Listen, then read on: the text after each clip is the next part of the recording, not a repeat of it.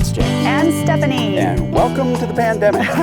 Well, actually, welcome to our backyard. That's our house back there. That's right. It's a Sticks and Bricks house, which is made of actual bricks. Oh, yeah. Kind of literal sticks and bricks. Yeah. So now we haven't been on the road in about 2 weeks. 2 weeks now, yeah. So we're fortunate to have a house. We are part-timers like the vast majority of you out there. That's right. So we're only on the road about half the time. Yeah. The rest of the time, you'll find us here.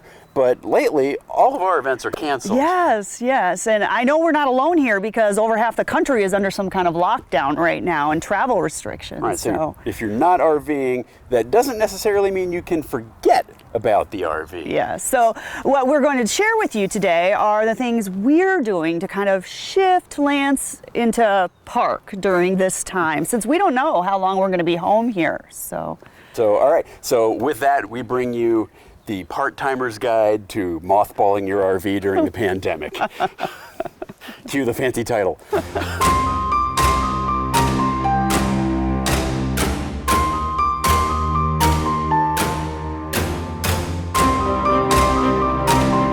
So the first thing we're going to do is take care of Lance's water systems. That's right. So think of it kind of like winterizing, except it's not really winterizing because the danger isn't freezing, the danger is stagnation. So bacteria growing in your water lines or your water tank, not such a big concern in the winter when it's below freezing outside. It just doesn't happen. But now we're talking about storing the RV heading into warmer months, spring and summer. And so it's kind of a different story. So what we're going to do is we're going to drain the water tank. Yes. We're going to drain the water lines. We're going to drain the water heater. Right. And I have compressed air available, so I'm actually going to blow out the lines just to get rid of all the air in there that I can. And then, just like winterizing, I'm going to remove the built-in water filter. We have that water filter under the kitchen sink. And yeah, and if you normally winterize with that pink stuff, there's going to be no need for that once the danger of freezing has passed in your area, right? yeah, no pink stuff needed. Okay. And probably the most important thing is before you put the RV back into service, whenever that is, you're going to want to make sure that you sanitize your fresh water system. Very important. That way, if anything was growing in there, you've got it killed, sanitized, cleaned out. Okay, well, don't forget about the wastewater, too. You want to make sure your partner dumps and rinses as best they can the gray and black tanks in your rig. Make sure your partner... Well, think about what you'd be not sanitizing if you didn't do that. It always has to be the partner? The partner. Give it to your, if you're smart, you'll give it to your partner. Okay, the next thing we're going to do is we're going to make sure we take care of Lance's electrical system. Yes. Now, I'm not a fan of leaving an RV in storage plugged in. There's some bad things that can happen there, not the least of which is overcharging your battery. Right, and we have lithium batteries, so what we're doing is we're charging the batteries to somewhere over 80% or more, and then we're simply turning them off, like all the way off. All the way off, and we can do that with the lithium battery. Yeah. Now, if you have lead acid batteries in any form, AGMs or sealed or wet cells, whatever, then I would recommend charging the batteries up fully and then shutting them off. And if you don't have a true shut off, then consider disconnecting or removing the batteries from your rig to make sure they're not discharging while you're storing it. Okay, and then the electrical's good to go? Yep. So another thing we're doing is we're removing all the supplies from the RV. So we normally do leave a few staples in the RV just to kind of speed up our loading, canned goods and stuff like that, but we're removing it all now. That's right. Hotter temperatures are coming up, and that's bad for storing things. Yes. Did you know that the USDA, I looked this up, Okay. The USDA says that temperatures over 100 degrees Fahrenheit, no bueno for canned goods. Yeah, they can spoil really quickly, and even your spices will lose flavor if they're in extreme heat. So things like garlic, Yes. red pepper, chili Yeah. pepper, toilet paper. Toilet paper!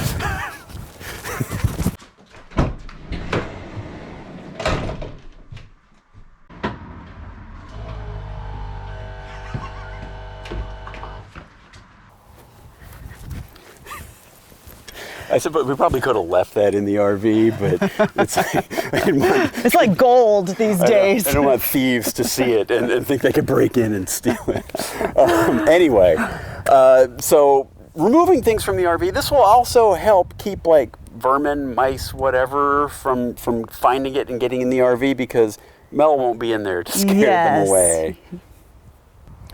Okay, the next thing we're going to pay attention to is storing the vehicle part of the RV, kind of like storing a car. Okay, so like the gasoline. So even I know that gasoline can go bad, and I know it depends on a lot, but even in as little as like 6 months, I think. That's right, it can. Gasoline can go bad, so you're going to want to pay attention to that.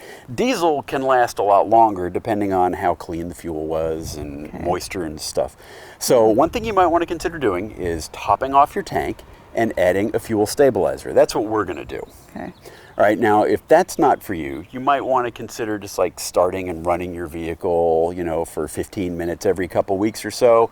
I mean, we're all hoping this doesn't last 6 months, long enough for gas to go bad, but just to be on the safe side. Okay, well, what about the batteries? There's got to be some considerations for the battery? True. Okay. You might consider disconnecting your battery, but a lot of modern vehicles have computers and stuff that like to be connected to power kind of all the time, or you'll get the check engine light to come on or something like that.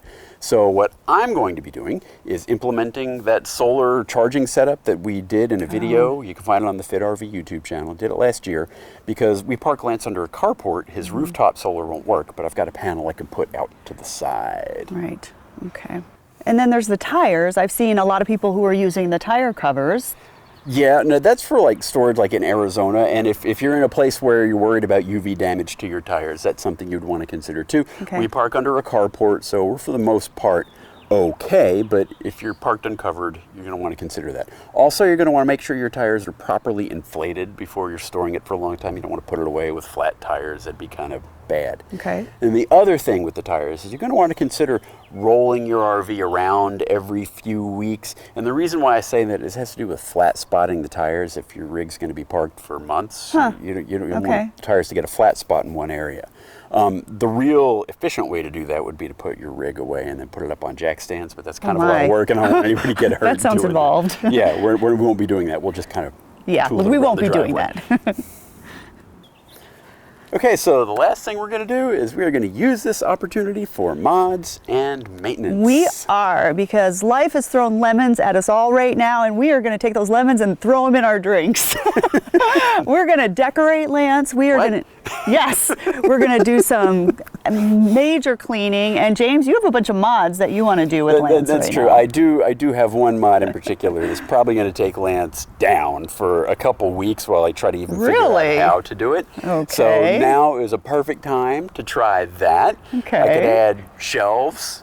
You've been asking for shelves. Yes. More organization. So it would be great if at the end of all of this, Lance is in his best shape ever, and you could take this time too to get your RVs in their best shape ever. Now, as you're planning these mods, just make sure they're mods that you can do without having to run to the home center every hour like I usually do when I do mods. Now, the other thing you can do with this time is you can use this opportunity to take care of maintenance tasks that you know you should do, but you don't. Yes, like change the cabin air filter, which we have a video on. You changed the cabin air filter. You can clean the filter on your water pump. Water pump has Interesting. A filter. You can clean that filter. Okay. If you have a tank style water heater, we don't, but a lot of people do. You could get one of those wands and rinse the sediment out of it. Oh, I have an idea. You could check the seals on the roof and make sure all the sealant hasn't degraded. Is this another one of those your partner can check the seals on the roof? Yes, it should be. It should be. And of course, we've already mentioned the most important one, and that is to sanitize the freshwater tank whenever this is all done and you're ready to get back on the road. All right. Okay, so that's pretty much what we, as part-timers, are going to be doing to kind of shift Lance into park throughout this period of crisis. Yes, and hopefully it won't be a long period of time before we're back on the road. But no, let's hope not. But in the event that it is, at least the RV will be ready to go. Yes. When it's time. So everybody, stay healthy. Yes, be well. We're wishing the best for you all. Happy virus-free. Social distance. How do you even wish people a greeting? I don't know what the new normal greeting is. May you have a virus-free day. Bye, everyone. Bye.